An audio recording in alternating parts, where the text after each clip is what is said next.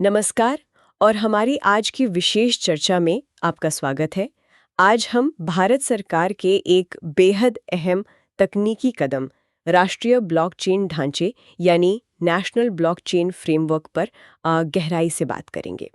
हमारी ये जो चर्चा है ये प्रेस सूचना ब्यूरो यानी PIB और जो भी संबंधित सरकारी दस्तावेज हैं उन पर आधारित है। ये विषय UPSC की तैयारी करने वालों के लिए खास तौर पर मेंस और प्रीलिम्स दोनों लिहाज से काफ़ी महत्वपूर्ण हो सकता है और हाँ, उन सभी के लिए भी उपयोगी है जो भारत के डिजिटल भविष्य को समझना चाहते हैं। जी। जब हम ब्लॉकचेन सुनते हैं तो अक्सर दिमाग क्रिप्टो करेंसी की तरफ जाता है ना? हाँ, बिल्कुल। आमतौर पर यही होता है। लेकिन ये तकनीक उससे कहीं ज़्यादा क्षमता रखती है। मतलब इसे 21वीं सदी के सबसे परिवर्तनकारी डिजिटल नवाचारों में गिना जा रहा है। सही कहा। और AI जैसी जो दूसरी तकनीकें हैं वो ज्यादातर कंप्यूटेशनल शक्ति पर निर्भर करती हैं। हाँ, पर ब्लॉकचेन की असली ताकत है बिना किसी बिचौलिए के, मतलब बिना किसी मध्यस्थ के, एक सत्यापन योग्य विश्वास का सिस्टम बनाना। जरा सोचिए, भारत की कई मौजूदा शासन प्रणालियां जो हैं वो केंद्रीकृत डेटाबेस पर टिकी हैं। हाँ। और उनमें कभी-कभी गलतियां या धोखाधड़ी या फिर पारदर्शिता की कमी जैसी चुनौतियां आ जाती हैं। बिल्कुल, ये समस्याएं आम हैं। ब्लॉकचेन यहीं पर एक समाधान पेश करता है। अपनी वो जो छेड़छाड़ रोधी वितरित बही खाता प्रणाली है, DLT जिसे कहते हैं, उसके जरिए। हाँ, डिस्ट्रीब्यूटेड लेजर टेक्नोलॉजी। इसमें रिकॉर्ड्स कई जगहों पर सुरक्षित रूप से दर्ज होते हैं और उन्हें बदलना लगभग नामुमकिन होता है। अच्छा, आपने बिल्कुल सही मुद्दा उठाया। ब्लॉकचेन के जो मूल सिद्धांत हैं, जैसे पारदर्शिता, अपरिवर्तनीयता, यानी जिसे बदला ना जा सके। हाँ, बदला ना जा सके, फिर विकेंद्रीकरण और विश्वास, ये गुण इसे सरकारी कामकाज के तरीकों को बदलने, नागरिक सेवाओं को बेहतर बनाने और जो प्रशासनिक प्रक्रियाएं हैं उनकी जटिलताओं को कम करने के लिए खास तौर पर उपयुक्त बनाते हैं। ओके। और यही वो बुनियाद है जिस पर ये राष्ट्रीय ब्लॉकचेन ढांचा NBF खड़ा किया गया है, जिसकी हम आज विस्तार से बात करेंगे। तो ये राष्ट्रीय ब्लॉकचेन ढांचा या NBF आखिर है क्या? इसे मार्च 2021 में शुरू किया गया था, लगभग 65 करोड़ रुपए के बजट के साथ। हाँ, 64.76 करोड़। जी, और 4 सितंबर 2024 को इसे आधिकारिक तौर पर लॉन्च किया गया। इसका मुख्य लक्ष्य है अलग अलग क्षेत्रों में ब्लॉकचेन समाधानों को लागू करने के लिए एक साझा एकीकृत ढांचा, एक आर्किटेक्चर तैयार करना, एक कॉमन प्लेटफॉर्म जैसा। हाँ बिल्कुल। मकसद ये है कि सार्वजनिक सेवाओं को ज्यादा पारदर्शी, जवाबदेह और कुशल बनाया जा सके। वैसे ब्लॉकचेन के कई प्रकार होते हैं ना, जैसे पब्लिक, प्राइवेट। हाँ, कंसोर्शियम और हाइब्रिड भी होते हैं। अच्छा, तो सरकारी इस्तेमाल के लिए अक्सर प्राइवेट ब्लॉकचेन को बेहतर माना जाता है, ऐसा क्यों? हाँ, प्राइवेट इसलिए क्योंकि इसमें सरकार ये नियंत्रित कर सकती है कि कौन इस नेटवर्क का हिस्सा बन सकता है। ओके।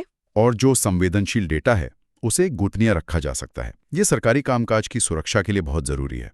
समझ गई। और ये कदम मतलब NBF रणनीतिक रूप से बहुत महत्वपूर्ण है। ये सिर्फ एक तकनीकी पहल नहीं है। अच्छा। हाँ, बल्कि ये भारत के लिए एक सुरक्षित, पारदर्शी और भविष्य की जरूरतों के हिसाब से बढ़ने वाला, मतलब स्केलेबल डिजिटल बुनियादी ढांचा बनाने की दिशा में एक बड़ा कदम है। और दिलचस्प बात यह है कि भारत उन चुनिंदा देशों में शामिल है जो सरकारी स्तर पर इतने व्यापक रूप से अलग अलग उद्योगों में ब्लॉकचेन तकनीक अपनाने को बढ़ावा दे रहे हैं। अच्छा जी, ये सीधे तौर पर आत्मनिर्भर भारत के विजन से जुड़ता है। चलिए अब NBF के अंदर झांकते हैं। इसके केंद्र में है विश्वसनीय ब्लॉकचेन स्टैक। ये नाम ही विश्वास जगाता है। हाँ, नाम अच्छा चुना है। ये एक पूरी तरह से भारत में विकसित, मतलब स्वदेशी और मॉड्यूलर प्लेटफॉर्म है। मॉड्यूलर मतलब इससे जरूरत के हिसाब से अलग अलग हिस्सों में इस्तेमाल किया जा सकता है, जैसे बिल्डिंग ब्लॉक्स होते हैं। ओके। तो ये स्टैक सरकारी कामकाज के लिए ब्लॉकचेन आधारित एप्लीकेशंस बनाने और उन्हें चलाने का तकनीकी आधार देता है। बिल्कुल, ये फाउंडेशन है। इसकी कुछ खास बातें हैं जो समझने लायक हैं। पहली, blockchain as a service, BaaS जिसे कहते हैं। हाँ, BaaS। इसे आसान भाषा में समझे तो ये क्लाउड कंप्यूटिंग जैसा है, पर ब्लॉकचेन के लिए। सही। मतलब सरकारी विभाग बिना अपना खुद का महंगा और जटिल ब्लॉकचेन इंफ्रास्ट्रक्चर बनाए इस सेवा का इस्तेमाल करके अपने एप्लीकेशंस चला सकते हैं। हाँ, ये काफी सुविधाजनक है उनके लिए। दूसरी, वितरित अवसंरचना, मतलब डिस्ट्रीब्यूटेड इंफ्रास्ट्रक्चर। जी। ये स्टैक किसी एक जगह पर नहीं है, बल्कि भुवनेश्वर, पुणे और हैदराबाद में जो NIC के डेटा सेंटर्स हैं, हाँ, राष्ट्रीय सूचना विज्ञान केंद्र के उनमें फैला हुआ है। इससे सिस्टम ज्यादा भरोसेमंद बनता है ना? अगर एक सेंटर में कोई दिक्कत आए तो भी सिस्टम चलता रहता है, फेल ओवर है, और जरूरत पड़ने पर इसकी क्षमता भी बढ़ाई जा सकती है। स्केलेबल है। ठीक है। तीसरी, अनुमति प्राप्त ब्लॉकचेन परत, परमिशन्ड ब्लॉकचेन लेयर। इसका सीधा मतलब है कि केवल वही लोग या संस्थाएं इस नेटवर्क का हिस्सा बन सकती हैं या लेन देन कर सकती हैं जिन्हें अनुमति दी गई हो और जिनकी पहचान सत्यापित हो। हाँ, ये पब्लिक ब्लॉकचेन से अलग है। यहाँ हर कोई नहीं आ सकता। ये सरकारी डेटा की सुरक्षा के लिए बहुत जरूरी है। बिल्कुल। और चौथी खासियत है ओपन APIs। APIs यानी एप्लीकेशन प्रोग्रामिंग इंटरफेसेस। हाँ, ये तकनीकी इंटरफेस हैं जो विश्वास्य स्टैक को मौजूदा सरकारी ई-गवर्नेंस प्लेटफॉर्म्स जैसे आधार या डिजीलॉकर, हाँ, उनके साथ इंटीग्रेशन में मदद करते हैं। ओके। विश्वास्य स्टैक की अहमियत इस बात में है कि ये सरकारी विभागों के लिए ब्लॉकचेन अपनाने की प्रक्रिया को बहुत सरल और मानकीकृत मतलब स्टैंडर्डाइज्ड बना देता है। तो विभागों को जटिल तकनीक के प्रबंधन की चिंता करने की बजाय अपनी मुख्य सेवाओं को बेहतर बनाने पर ध्यान केंद्रित करने का मौका मिलता है। सही है, फोकस मेन काम पे रहता है। बिल्कुल। और जैसा आपने बताया, इसकी वितरित प्रकृति इसे तकनीकी खराबी या साइबर हमलों के खिलाफ ज्यादा मजबूत और सुरक्षित बनाती है। ये एक तरह से डिजिटल शासन की रीढ़ की हड्डी तैयार कर रहा है। NBF का एक और दिलचस्प हिस्सा है NBF लाइट। हाँ। NBF लाइट, ये क्या चीज है? हाँ, NBF लाइट, इसे आप ब्लॉकचेन टेक्नोलॉजी का एक सैंडबॉक्स समझ सकते हैं। सैंडबॉक्स? हाँ। मतलब खेलने की जगह? हाँ, एक तरह से। मतलब एक सुरक्षित माहौल जहां नए विचारों को परखा जा सके बिना मुख्य सिस्टम को छेड़े। इसे खासतौर पे स्टार्टअप्स, शोध संस्थानों और छात्रों के लिए बनाया गया है। अच्छा। ताकि वे ब्लॉकचेन पर नए-नए प्रयोग कर सकें, इनोवेशन कर सकें और अपनी क्षमता बढ़ा सकें। इसमें सप्लाई चेन और डिजिटल सर्टिफिकेट जैसे क्षेत्रों के लिए पहले से बने स्मार्ट कॉन्ट्रैक्ट टेम्पलेट भी हैं। तो इससे शुरुआत करना आसान हो जाता होगा। बिल्कुल। ये NBF लाइट इकोसिस्टम बनाने के लिहाज से बहुत महत्वपूर्ण है। ये नई पीढ़ी के डेवलपर्स और उद्यमियों को ब्लॉकचेन की दुनिया में कदम रखने का मौका देता है, ताकि भविष्य में भारत में ही ब्लॉकचेन आधारित नए समाधान तैयार हो सके। एग्जैक्टली, इनोवेशन को बढ़ावा देने के लिए। फिर आता है प्रामाणिक। ये वाकई एक अनोखा समाधान लग रहा है। हाँ, ये काफी इनोवेटिव है। आजकल हम कितने सारे मोबाइल ऐप्स इस्तेमाल करते हैं, पर उनमें से कौन असली है और कौन नकली या खतरनाक, ये पता लगाना मुश्किल होता है। बहुत मुश्किल, और फ्रॉड भी बहुत होते हैं। प्रामाणिक इसी समस्या का हल ब्लॉकचेन से निकालता है। ये मोबाइल ऐप्स की प्रामाणिकता और उनके स्रोत को ब्लॉकचेन पर दर्ज रिकॉर्ड से सत्यापित करता है। अच्छा, कैसे काम करता है ये? जब कोई उपयोगकर्ता किसी ऐप को मान लीजिए डाउनलोड करने से पहले या उसके कस्टमर केयर नंबर को स्कैन करता है, तो ये बता सकता है कि ऐप या नंबर असली है या नहीं। अरे वाह! तो ये फर्जी ऐप्स और उनसे होने वाली धोखाधड़ी से बचाने में मदद कर सकता है? हाँ, बिल्कुल।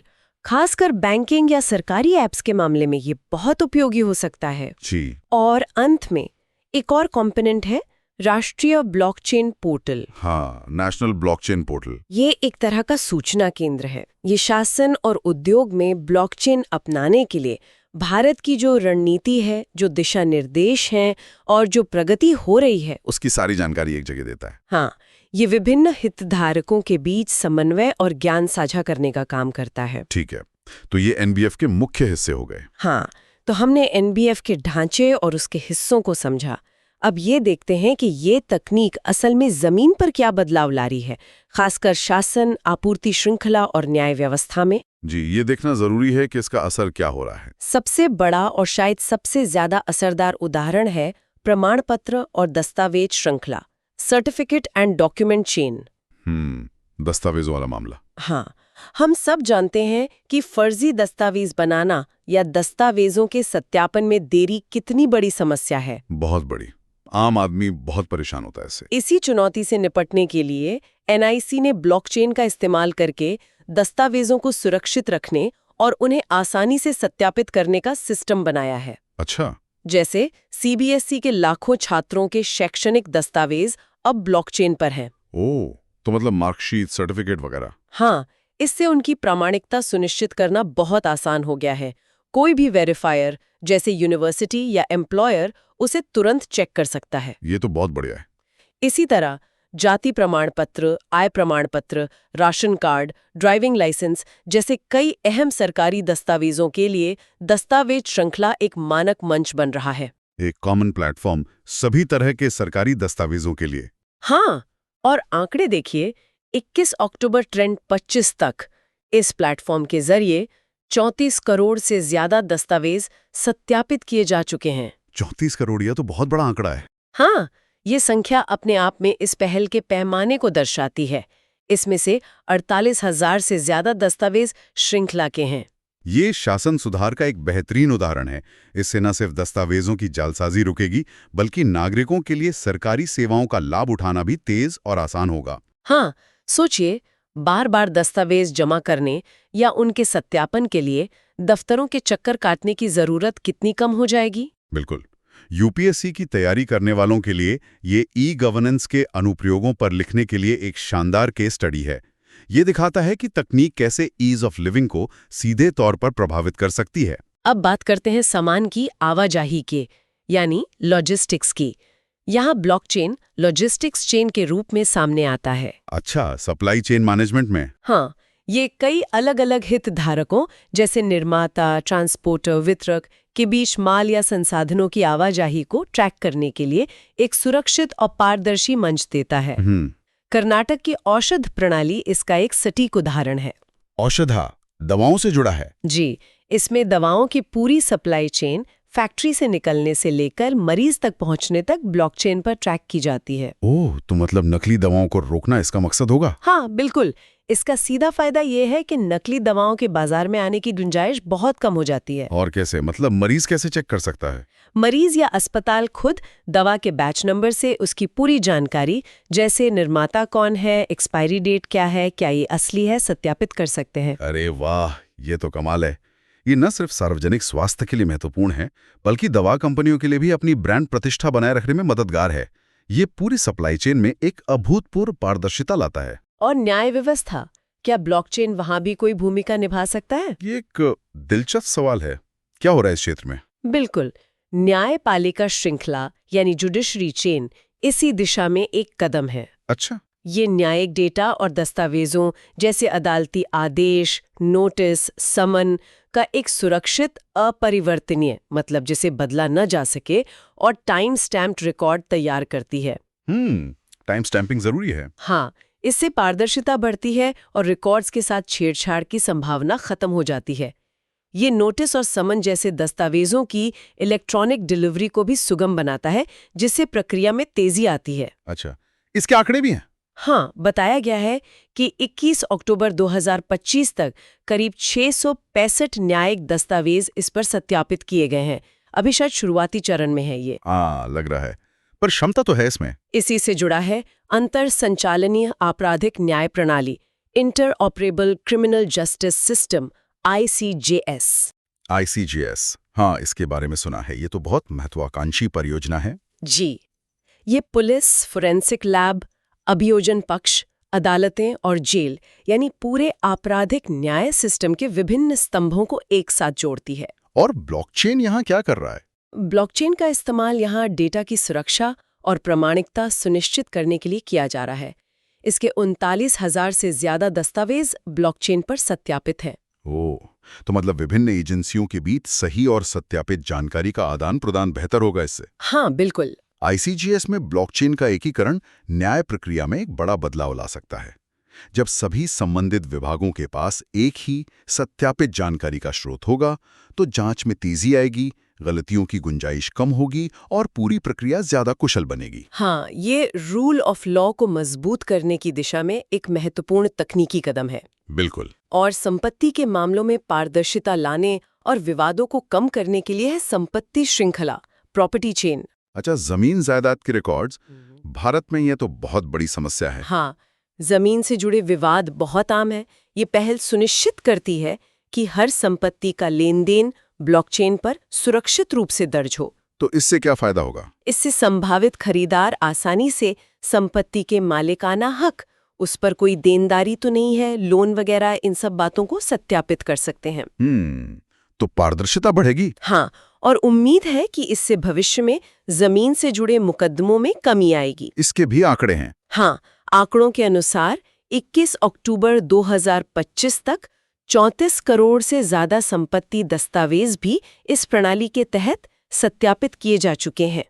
ये दस्तावेज श्रृंखला वाले आंकड़े से मिलता जुलता है। तो आप देख सकते हैं कि ये अलग अलग उपयोग के मामले, ये यूज केसेस कैसे एक बड़े लक्ष्य की ओर इशारा कर रहे हैं।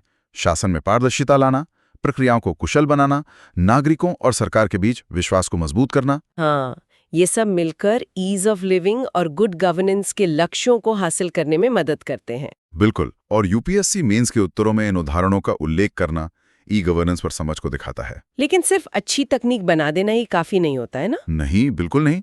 उसे सफलतापूर्वक लागू करने के लिए एक सहायक माहौल, यानी एक मजबूत इकोसिस्टम और सही नियमों की भी जरूरत होती है। तो इस दिशा में क्या हो रहा है? हाँ, इस दिशा में भी काम हो रहा है। इलेक्ट्रॉनिक्स और सूचना प्रौद्योगिकी मंत्रालय माइटी ने ब्लॉकचेन पर राष्ट्रीय रणनीति यानी नेशनल स्ट्रैटेजी ऑन ब्लॉकचेन विकसित की है। अच्छा, एक पूरी रणनीति है? जी, जो इस तकनीक को अपनाने का पूरा रोड मैप देती है। और एनआईसी, राष्ट्रीय सूचना विज्ञान केंद्र, ने भी कुछ किया है? हाँ, एनआईसी ने ब्लॉकचेन के लिए एक उत्कृष्टता केंद्र यानी सेंटर ऑफ एक्सीलेंस (COE) स्थापित किया है। ये केंद्र क्या करता है? ये केंद्र सरकारी विभागों को ब्लॉकचेन अपनाने में मदद करता है, उन्हें सलाह देता है, ट्रेनिंग देता है और छोटे पैमाने पर पायलट प्रोजेक्ट्स मतलब प्रूफ ऑफ कॉन्सेप्ट्स या POCs विकसित करने में सहायता करता है, ताकि बड़े पैमाने पर लागू करने से पहले तकनीक को परखा जा सके। बिल्कुल। और ये हाइपर लेजर और इथीरियम जैसे जाने माने ओपन सोर्स ब्लॉकचेन प्लेटफॉर्म्स के साथ काम करता है। तो ये कोई विभागों के लिए काफी मददगार साबित हो रहा होगा। हाँ, ये बहुत महत्वपूर्ण भूमिका निभा रहा है। ये न सिर्फ अलग-अलग सरकारी विभागों के ब्लॉकचेन समाधानों में एक रूपता मतलब मानकीकरण लाने में मदद करता है, बल्कि विभागों को इस नई और थोड़ी जटिल तकनीक को अपनाने में आने वाले जोखिमों को कम करने में भी सहायता करता है। ये एक तरह से हैंड होल्डिंग सपोर्ट प्रदान करता है। नियामक संस्थाएं, रेगुलेटरी बॉडीज, वो भी पीछे नहीं है। वे भी ब्लॉकचेन की क्षमता को पहचानकर उसे अपना रही हैं। हाँ, रेगुलेटर्स का रोल भी अहम है। उदाहरण के लिए ट्राई, भारतीय दूरसंचार नियामक प्राधिकरण, उन्होंने स्पैम SMS की जो बाढ़ थी, हाँ, वो तो बहुत बड़ी परेशानी थी, उसको रोकने के लिए ब्लॉकचेन आधारित डिस्ट्रीब्यूटेड लेजर टेक्नोलॉजी DLT का इस्तेमाल अनिवार्य कर दिया है।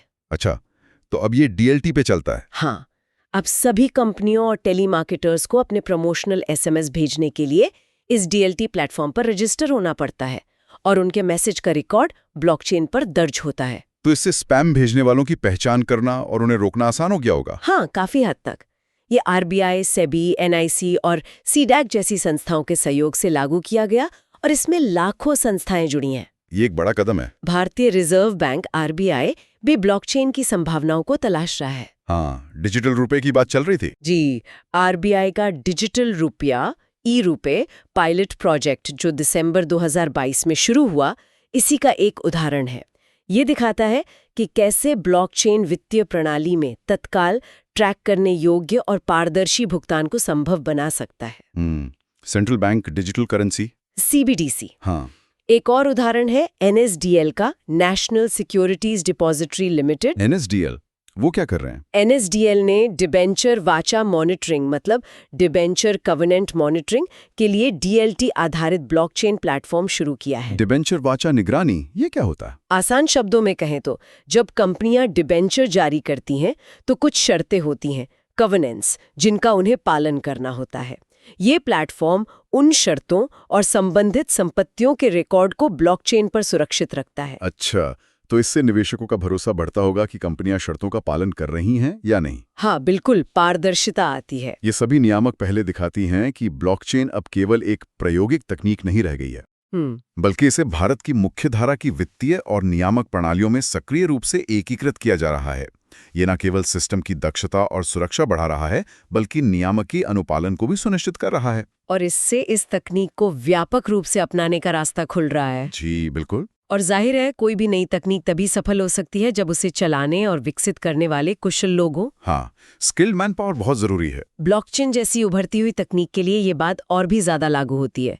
इसीलिए मेटी ने ब्लॉकचेन पर केंद्रित कई क्षमता निर्माण कार्यक्रम मतलब कैपेसिटी बिल्डिंग इनिशिएटिव्स शुरू किए हैं। अच्छा, क्या है ये कार्यक्रम? इनमें कुछ प्रमुख हैं। एक तो सरकारी अधिकारियों के लिए कौशल विकास कार्यक्रम है। हाँ। इसके तहत 21,000 से ज्यादा सरकारी अधिकारियों को ब्लॉकचेन और अन्य उभरती तकनीकों में प्रशिक्षित किया गया है। 21,000 काफी बड़ा नंबर है। हाँ, फिर फिनटेक और ब्लॉकचेन डेवलपमेंट में पोस्ट ग्रेजुएट डिप्लोमा PGDFP है। Okay, specialised course. जी, ये कोर्स पेशेवरों और छात्रों को ब्लॉकचेन, फिनटेक, AI, ML जैसी तकनीकों में गहन जानकारी देता है।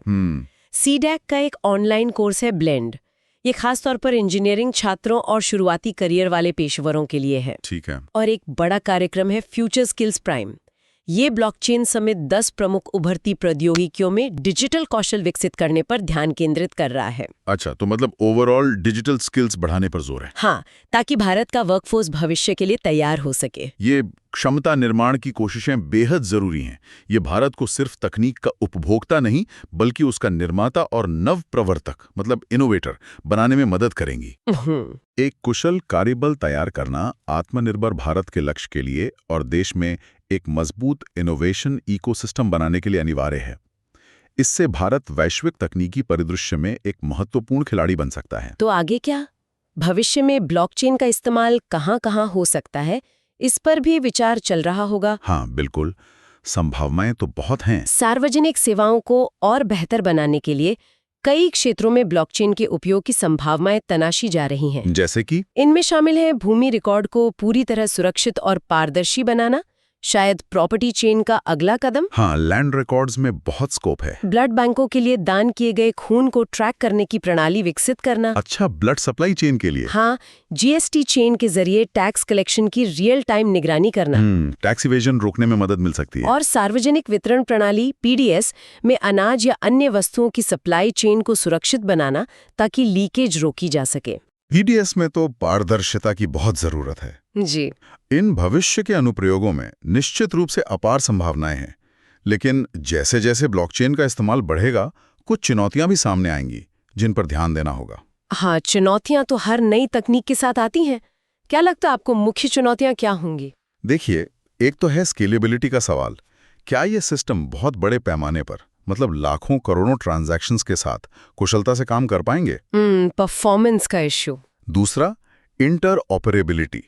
क्या अलग-अलग ब्लॉकचेन सिस्टम्स जैसे केंद्र सरकार का, राज्य सरकार का या प्राइवेट सेक्टर का एक दूसरे के साथ आसानी से जानकारी साझा कर पाएंगे? हाँ, अलग-अलग सिस्टम्स का आपस में बात करना जरूरी है। और सबसे महत्वपूर्ण मेरे हिसाब से नागरिकों के डेटा की गोपनीयता मतलब प्राइवेसी कैसे सुनिश्चित की जाएगी? ये बहुत बड़ा सवाल है क्योंकि ब्लॉकचेन पर रिकॉर्ड्स परमानेंट होते हैं। हाँ, तो इन सवालों के प्रभावी समाधान खोजना जरूरी होगा। तो कुल मिलाकर हम कह सकते हैं कि ब्लॉकचेन तकनीक भारत के डिजिटल इंडिया और आत्मनिर्भर भारत के सपनों को साकार करने में एक अहम भूमिका निभा रही है। बिल्कुल, ये डिजिटल शासन में विश्वास और पारदर्शिता लाने के तरीके को बदल रही है। राष्ट्रीय ब्लॉकचेन ढांचे के जरिए भारत एक ऐसा एकीकृत और इंटरऑपरेबल ब्लॉकचेन इकोसिस्टम बना रहा है जो न सिर्फ सरकारी कामकाज को सुधारेगा बल्कि नागरिकों और व्यवसायों के लिए भी फायदेमंद होगा। UPSC की तैयारी करने वालों के लिए यहाँ से मुख्य बातें जो टेकअवेज हैं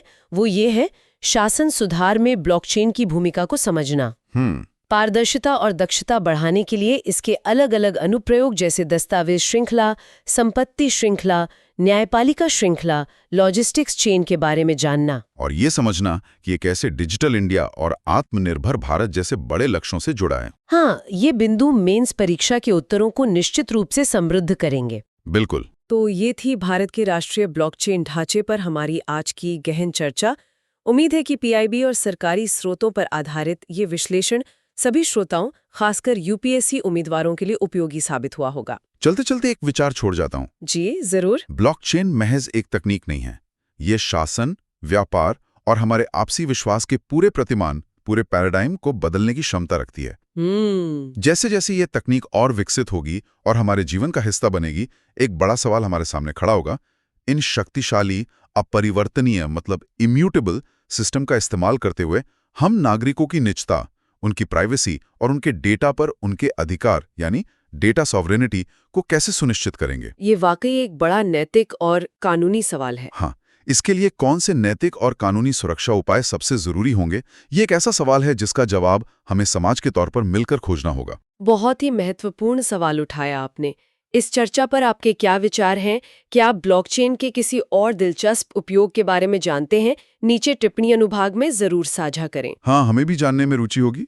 अगर आपके कोई सवाल हैं तो निसंकोच पूछें और भविष्य में ऐसे ही जानकारीपूर्ण विश्लेषणों के लिए कृपया हमें लाइक और सब्सक्राइब करना न भूलें।